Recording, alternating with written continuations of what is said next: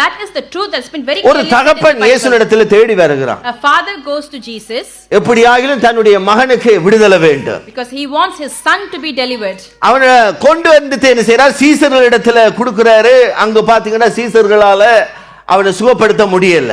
The father brings his son to the disciples, but the disciples were not able to heal them. அந்த மனுஷன் அவனுடைய குமாரன் விடுதலை பெறல என்றதை பார்த்துட்டு அவங்க சோர்ந்து கொண்டிருக்கும் போது இயேசு அந்த இடத்துக்கு வருகிறார். When the father was discouraged seeing that his son has not been delivered, Jesus comes to that. Mark புத்தகம் 9வது அதிகாரத்துல அந்த சம்பவத்தை வாசிக்கிறோம். We could read this incident in the book of Mark. அங்க வசனம் 18ல சொல்லுகிறது.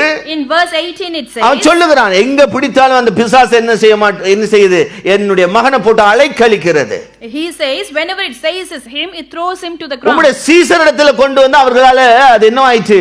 கூடாமல் போயிற்று அப்படி சொல்றாரு. And he says, I asked your disciples to drive out the spirit, but they could not. நான் சொல்றேன், நீங்க ஏதாவது செய்ய கூடுமானால் எங்கள் மேல மனமிறங்கி என்ன செய்யுங்க, அவனுக்கு செய்யுங்க அப்படின்னு சொல்லிட்டு இயேசுவினிடத்தில் வேண்டுகிறார். And he just asked the Jesus saying like, if you could do anything to him, have mercy on us. இங்க ஒரு ஆச்சரியமான ஒரு பதிலை இயேசு அந்த இடத்துல கொடுக்கிறார். And here we see a very surprising answer from Jesus. என்ன சொல்லுகிறார் பாருங்க, verse 23ல வாசித்தீங்கன்னு சொன்னால், In verse 23, chapter 9 verse 23, இயேசு அவனை நோக்கி, நீ விசுவாசிக்க கூடுமானால் ஆகும்.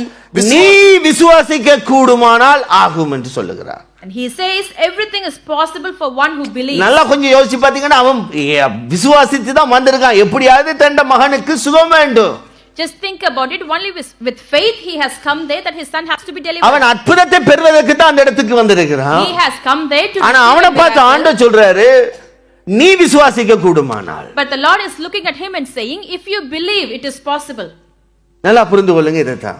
Understand this. அப்ப நம்முடைய உள்ளான விசுவாசத்தின் அளவை இயேசு பார்க்கிறாரு. Our inner faith, the level of that Jesus sees. இப்போ நமக்கு ஒரு outer faith இருக்கு. Yes, we have this outer faith. outer faithம் இருக்குது, inner faithம் இருக்குது. We have outer faith and இந்த inner faith. inner faith என்றது very important.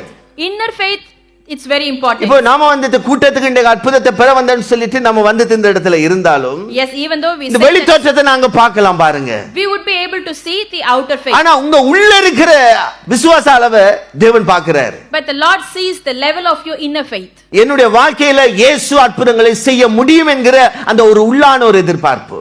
That's inner expectation that you have that the Lord Jesus would be able to do many things in my life. அவரிடத்தில் இருக்கிற வல்லமையினால் நான் சுகமடைய முடியும் என்கிற ஒரு பெரிதான ஒரு எதிர்பார்ப்பு. And the greatest expectation that through his power that I will be healed. அந்த பெரும்பாடுள்ள ஸ்திரியை போல அந்த வஸ்திரத்தின் ஓரத்தை தொட்டாலும் நான் சுகமாவேன் அப்படி என்று சொல்லி என்ன செய்தாலாம், அவள் ஏற்கனவே அவளுடைய இருதயத்தில் தீர்மானித்து விட்டாள். That sick lady in her heart, she has decided already, even if I just touch the end of the clock, that I will be healed. இன்றைக்கு சபைக்கு தேவை இதுதான். And this is what the church needs அப்ப நம்முடைய now. விசுவாசத்தை நாம் என்ன செய்ய வேண்டியிருக்குது?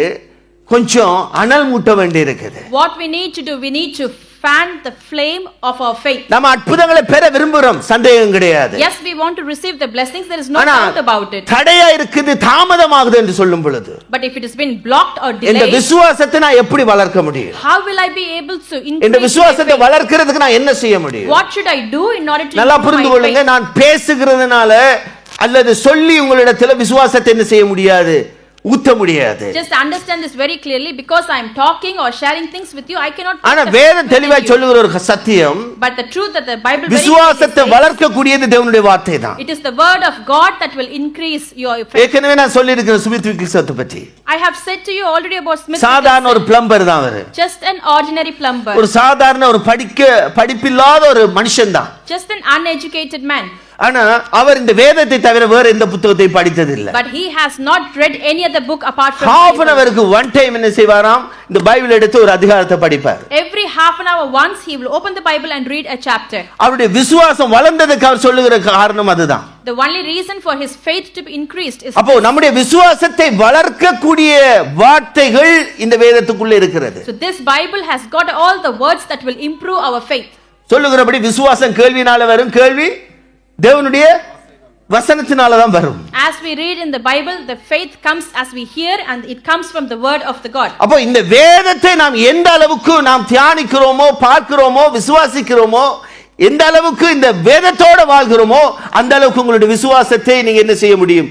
பெருக்கிக் கொள்ள முடியும். The more and more you read the Bible, you meditate upon it, you live with the word of God, your faith will be increased in the same level. இன்றைக்கு தேவனுடைய வாழ்க்கையில நன்மைகளை அனுமதிக்க பெற்றுக்கொள்ள நாம செய்ய வேண்டிய நம்முடைய ஸ்டெப்பை கரெக்ட்டா நாம செய்துட்டோம்னா போதும். It's just enough for us if we just take our step correctly for God to do great. சபையை ஆண்டவர் எதிர்பார்க்கிற காரியம் அதுதான். And this is what God expects from the congregation. வேதம் சொல்லுகிறபடி, as the scripture says, நீங்க அந்த சங்கீத புத்தகம் 78வது அதிகாரத்தை முழுக்க எடுத்து பாத்தீங்கன்னு சொன்னா, as you read the entire பரிதாபமாக இருக்கும்.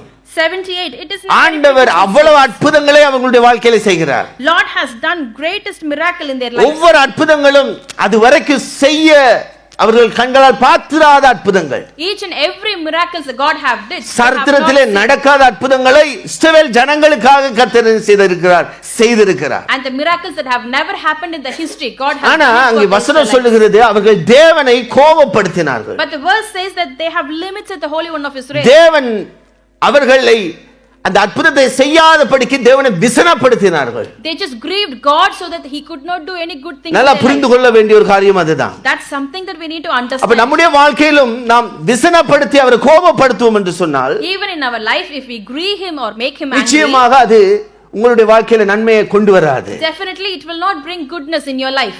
அதே சங்கீதம் 78:32 வாசிங்க. In Psalm 78 verse 32 says, இவையெல்லாம் நடந்தும் அவர் செய்த அதிசயங்களை அவர்கள் நம்பாமல் பின்னும் பாவம் செய்தார்கள். இவையெல்லாம் நடந்தும், in spite of all the wonders, இவையெல்லாம் நடந்தும் அவர்களுக்கு செய்த ஒரு அற்புதத்தை பற்றி சொல்லுகிறார். even after they have seen all the wonders that they have done. verse 33 வாசிங்க. ஆதலால் அவர்கள் நாட்களை விருதாவிலும் அவர்கள் வருஷங்களை பயங்கரத்திலும் கழிய பண்ணினார். இங்க தான் இதுல டேஞ்சரை பாக்குறீங்க. இப்ப என்ன நடக்குது தெரியுமா? இந்த 40 வருஷம் இந்த வனாந்தரத்துக்குள்ளே அலைந்து அவங்க வாழ்நாட்களை வேஸ்ட் பண்ணிட்டாங்க.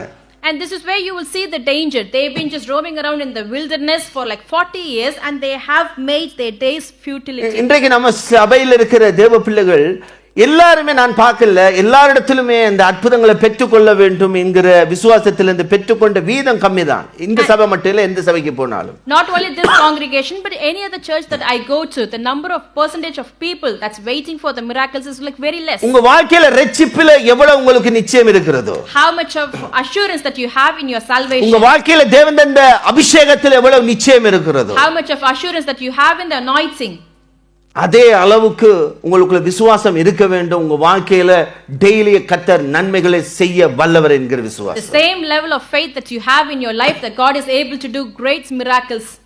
அப்படி இல்ல என்று சொன்னால் உங்களுடைய நாட்கள் விருதாவாக போய் கொண்டிருக்கும். If you do not have that faith then it means all your days are பரலோக நிச்சயம் சந்தேகம் கிடையாது. heaven is for sure. ஆனா வாழ்க்கையில இந்த பூமியில உங்களுக்கு என்று கர்த்தர் ஆயத்தம் பண்ணின நன்மைகளை ருசிக்காம நீங்க பரலோகத்துக்கு போவீங்க. But all the goodness that the God has planned for you in this earth you will not experience. சில விசுவாச வீரர்கள் இருப்பாங்க. There are certain people who are very strong in எப்படிப்பட்ட the விசுவாச வீரர்கள் என்று சொன்னால், and if we see how faithful they are, நாங்க எளிமையானவர்கள், we are very humble. எங்களுக்கு தந்திருக்கிற அந்த ஜீவியத்துல நாங்க நெருக்கத்தையும் துன்பத்தையும் அனுபவித்து இப்படியே வாழ்ந்துட்டு பரலோகத்துக்கு போனா போதும். In our life there are many oppression and affliction. It's enough for us to live this life. நல்லது, அவங்களுடைய விசுவாசத்தின்படி அவங்களுக்கு ஆகட்டும். As per their faith let it ஆனா happen. என்னுடைய விசுவாசம் என்னன்னு சொன்னால், but my faith is, இந்த பூமியிலே கர்த்தர் நம்மை வைத்திருக்கிற நாட்கள் எல்லாம் கர்த்தர் நமக்கென்று சில நன்மைகளை வைத்திருக்கிறார். அந்த நன்மைகளை நாம் அனுபவித்து கர்த்தரை மகிமைப்படுத்த முடியும். all the days the Lord has kept us in this earth, he has kept many goodness for me and I should experience all those things before I go to heaven. அங்க போயிட்டு ஐயோ இவ்வளவுலாம் ஆயத்தப்படுத்தி வச்சிருந்தாரு அதை அனுபவிக்கலன்னு சொல்லிட்டு அங்க போயிட்டு நம்ம வேதனைப்படுறதுல அர்த்தம் இல்ல. பாருங்க, after going to heaven if you come to know that these are the good things that the God has planned for you, there is no point. என்ன ஆண்டவரே, நான் சாப்பிடுறதுக்கு வழி இல்லாம இருந்தேன். Lord, I was not able to eat properly. இருக்கிறதுக்கு ஒரு வீடு இல்லாம இருந்தேன். I didn't have a proper house. உங்க நாமத்துக்காக தான் ஆண்டவரே இருந்தேன். Only for your name I was like. அவர் சொல்வார், நான் உனக்காகவே தரித்திரனான சிலுவையில மரிச்சேன்டா ஆண்டவர் சொல்லுவார். Lord will say to you, நீ ஐஸ்வரியவானா இருக்கணும் என்பதற்காக நான் சிலுவையில மரித்தேன் அல்லவா. for you to be rich I was on the cross. வேதம் சொல்லுகிறது, அவரிடத்தில் அன்பு கூறுகிறவர்களுக்கு தேவன் ஆயத்தம் பண்ணி வைத்திருக்கிறவர்களை கண் காணவில்லையா. And the verse says that all the things that the Lord has planned for his அது people, காதுல கேட்கலதான், you have not இருதயத்துல heard, தோன்றல என்று வசனம் சொல்லுகிறது. you didn't see it in your heart. or நல்லா not in புரிந்து your கொள்ளுங்க. ears. அப்ப அவரிடத்தில் அன்புகிறவர்களுக்கு என்று கர்த்தர் நன்மைகளை ஆயத்தப்படுத்தி வைத்திருக்கிறார். Just understand this very clearly for his எங்க அது people. பரலோகத்துல மட்டுமா இருக்கு? பூமியில கர்த்தர் நம்மள மகிமைக்காக அவருடைய நாமத்தை மகிமைக்கு தான் வச்சிருக்காரு. God has kept us here in order to glorify இன்றைக்கு his வரைக்கும் name. இஸ்ரவேல் ஜனங்கள் ஆசீர்வதிக்கப்பட்டிருக்கிறாங்க. Even today the Israelites ஒரு are being பழைய blessed. உடன்படிக்கையின் பிள்ளைகளுக்கு அவ்வளவு ஆசீர்வாதம். The old covenants gives அவருடைய a blessing. இரத்தத்தினால மீட்கப்பட்ட பிள்ளைகள் நிச்சயமாக நாம் இந்த பூமியில ஆசீர்வதிக்கப்பட்டவர்களா இருக்க முடியும். But we have been saved by his blood. Definitely we can lead a blessed life in this earth.